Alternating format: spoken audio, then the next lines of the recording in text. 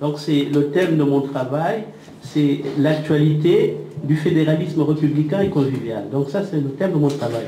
Alors, quelle est la situation aujourd'hui en Afrique centrale? Ce que nous sommes aujourd'hui dans l'épopée des armées répressives et de dictature, en situation avec les coups d'État. Hein. Il y a la désintégration des territoires nationaux, la réduction des légitimités territoriales nationales par des zones d'occupation accaparées par des forces miliciennes et combattantes. La division nationale favorisée par une suprématie absolue et belliqueuse des clans au pouvoir. Le désœuvrement profond de la jeunesse, rejeter les circuits de l'économie réelle, de la distribution de la richesse nationale et de la citoyenneté active.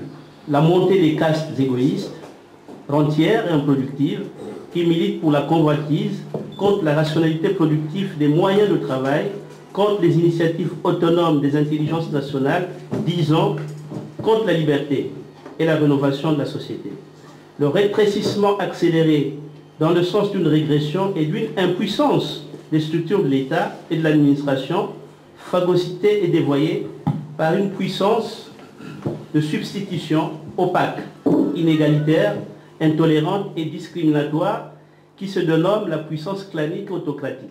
L'inexistence de l'espace public et de l'espace national, remplacée par l'idolâtrie et la mobilisation permanente et ahurissante des fanatiques, des unanimistes et des idéologues de l'entre-soi. La mort symbolique et historique de la figure du neutre, de l'intercesseur, de Candide, de l'intellectuel héroïque et incorruptible. Enfin, s'est installée aussi, et d'une façon durable, l'acceptation des actes d'inhumanité et l'interdiction politique de procéder à leur procès. J'appelle ce phénomène corruptible de profanation de l'autre de nous-mêmes le tabou despotique, puisqu'il interdit que le corps profané et déshumanisé de l'autre de nous-mêmes se donne aussi comme moment intelligible de vérité collective à expliciter ensemble, afin que la réitération d'une telle barbarie en soit déclarée incompatible à l'égard de l'humanité libre. Notre époque, pour nous qui persévérons en Afrique centrale et particulièrement au Congo-Brazzaville, est l'époque actée de l'obscurité fondamentale, de l'insouciance de l'humanité, de la désorientation, de l'occultation et de l'angoisse inconsolée. Nous sommes dans la condition inédite de démembrement organique, de camouflage de nos lumières égarées, ensevelies, outragées, amputées, souillées et délégitimées. C'est cette condition d'obscurcissement que j'ai dénommée Kimpoupolisme dans mon livre qui porte le titre de Consensus et fédéralisme et a pour sous-titre Modernisation et partage. Tant qu'on n'a pas perçu cette condition, ce que nous sommes devenus, c'est-à-dire des consciences inhibées au service de l'agir de la destruction pour le plaisir de la destruction, il est difficile de penser, de concevoir et d'actualiser le politique, c'est-à-dire la problématique souveraine de l'être ensemble solidaire, à l'intérieur d'un même territoire commun, qui exclut qu'un clan s'empare de tous les leviers de la gouvernance publique au nom d'une idéologie désastreuse, telle l'ethno-militance, c'est-à-dire la privatisation ethnique du pouvoir et de l'alternance politique. Nous n'avons pas encore trouvé, d'une façon pratique, le tribunal approprié de ce délit. Quelle ethno-militance, ni même un consensus objectif conduisant à la destruction de l'ethno-militance. Si l'ethno-militance perdure, c'est bien parce que les deux phénomènes historiques qui l'ont rendu possible traversent encore en profondeur les réflexes politiques permanents des Congolais. Nous pensons à l'avènement de l'indépendance avec ses mirages de l'État jacobin dévoyé, puis à la contamination idéologique de la guerre froide avec son mensonge du nécessaire rassemblement unanimiste autour de la raison d'État et la géopolitique bureaucratique afin de construire l'utopie de la révolution nationale démocratique et populaire appelée autrefois RNDP. On n'a construit ni l'État jacobin avec son mythe républicain qu'est l'universalité des conditions d'égalité, ni la révolution nationale démocratique populaire avec sa promesse emblématique, à savoir la libération nationale et le pouvoir pour peuple. On a construit par contre le mythe de la légitimité autoproclamée, incarné par la volonté de la force brute, avec un consensus des notables de la géopolitique intérieure, partisans de l'ethno-militance et qui ont donné jour à des gouvernances thématiques nationales fondées sur les intérêts individuels des notables intrigants, incarnant la fibre tribunicienne. En installant la privatisation ethnique du pouvoir et de l'alternance politique, en démembrant et en privatisant l'État à des notables claniques et à des puissances opaques extérieures à la volonté nationale, en laissant sous-entendre l'autoproclamation et le fait d'accomplir la force comme condition politique et légale du principe de légitimité politique, on peut dire que la militance autocratique et présidentielle, surdéterminée par l'ethno-militance et le kimpungulisme, demeure le modèle de la gouvernance qui s'est emparée du territoire du Congo-Brazzaville. Nous proposons comme offre politique alternative le fédéralisme républicain et conjugal. Il fonde sa prétention sur l'autodétermination des populations, sur l'autonomie régionale, sur la dénationalisation de la gouvernance, sur la régénération des savoirs classiques des traditions. Son socle de possibilités pratiques est la collégialité remembratrice et transversale du pouvoir. Trois savoirs dialectiquement liés composent ces compétences souveraines, c'est-à-dire le savoir constitutionnel, le savoir classique des traditions et le savoir régional.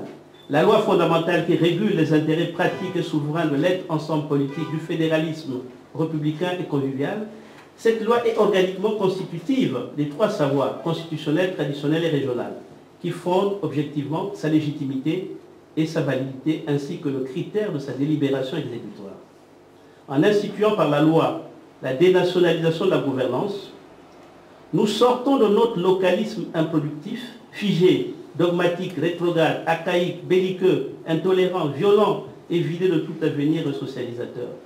En se séparant définitivement des militances présidentielles et présidentielles et de leurs mythes communs orientés vers le surhomme et l'entre-soi, nous fondons une communauté politique de la mutualisation équilibrée des compétences et de l'égalité territoriale des moyens d'action et d'existence à l'intérieur d'une institution morale et politique souveraine dénommée le directoire. De même, en faisant de l'autonomie régionale une compétence organique et souveraine et en élargissant son espace vital par une reterritorialisation de ses limites de viabilité et d'autosuffisance durable, négociées en commun dans le territoire national, on rompt de la sorte avec le masque inaccessible et voilé de l'État centraliste, ainsi qu'avec ses promesses non tenues et ses tentations obstinées de captation égoïste de la richesse nationale. L'idéologie ethno-régionaliste en subira un coup terrible, puisque l'autonomie régionale est ici essentiellement axée sur l'héroïsme permanent de la productivité qualitative des potentialités du terroir, ouvrant à une mutation économique et sociale dynamique et maîtrisable, parce qu'à l'échelle de ce qui est possible et réalisable. La compétence traditionnelle et classique, celle prescrite par nos lointaines civilisations incarnées par nos rituels symboliques de l'éducation des consciences libres que sont le maïlisme, l'ontérisme et le kwebelisme, cette compétence souveraine est d'une grande importance pour rompre avec le cycle fatal de l'obscurité fondamentale, de la régression culturelle et de la détestation symétrique, mimétique et tragique. La loi fondamentale, cette haute compétence souveraine, est la lumière édifiante et apaisante issue du débat territorial, mobilisant les compétences irréductibles précitées qui s'y retrouvent pour attester le socle souverain de l'être ensemble politique fédéral. Dans les conditions politiques d'aujourd'hui, rien n'est assuré, surtout pas la protection des populations, leur bien-être et leurs droits fondamentaux concrets. Les modèles prônés par les militances présidentielles et présidentielles, qu'ils soient illustrés par des autocrates ou des démocrates, ne conduisent au mieux qu'à la réitération de l'entre-soi et du mythe du surhomme. Ces modèles sont enfermés dans le complexe de l'État centraliste. Ils croient au fétichisme de la violence d'État, à la convoitise de la richesse nationale et à l'idée selon laquelle celui qui détient le pouvoir d'État par délégation élective ou par autoproclamation est le détenteur non seulement de la légitimité, mais de la totalité de ce qui fait sens dans le territoire national. Devant ce blocage historique de notre pays, nous ne pouvons diaboliser les expérimentations novatrices, que celles-ci portent sur l'autodétermination relative ou effective des populations dans le cadre de l'État existant ou de la séparation, ou encore que celles-ci s'orientent vers le fédéralisme comme modalité fonctionnelle de gouvernance et de partage démocratique du pouvoir et des compétences attestées dans la loi fondamentale. La phase historique qui s'ouvre à travers la problématique de l'autodétermination des populations à l'intérieur de l'État centraliste autocratique en délitement. Cette phase fondatrice est celle de l'héroïsme insurrectionnel des populations qui désirent leur autonomie régionale et une meilleure garantie de leur humanité à l'intérieur du territoire national, de leurs préférences, voire de leurs choix. La volonté de pouvoir et de domination, telle qu'elle s'exprime aujourd'hui dans notre pays, pratique le fétichisme et le sacrifice des indésirables sur un mode qui est pour nous irrationnel et absurde, mais qui est pour elle une raison pratique de conservation du pouvoir. On traîne donc à la mort des innocents au nom des commandements mystiques et sectaires, au nom d'une croyance qui mise sur l'envoûtement des populations et sur la ritualisation funèbre de leur corps tenu en sacrifice. Faut-il continuer à persévérer dans un tel territoire surdéterminé par des croyances macabres et odieuses? Un territoire en régression qui a détruit le tabou de l'humanité et qui a profané l'équilibre des civilisations. Ne faut-il pas instituer des contreparties inviolables et inaliénables, servant de progrès, de garantie de droit, d'émancipation de nos populations dans leur phase de décision souveraine à l'option politique de leur choix déterminé et légitime? Voilà un peu ce que je voulais vous dire. Je suis rentré dans mon texte par un autre biais. Je vous ai montré l'enjeu des questions qui se discutent autour de la nécessité du fédéralisme ou de la cogénéralité. Ces questions, certes, viennent de la souffrance.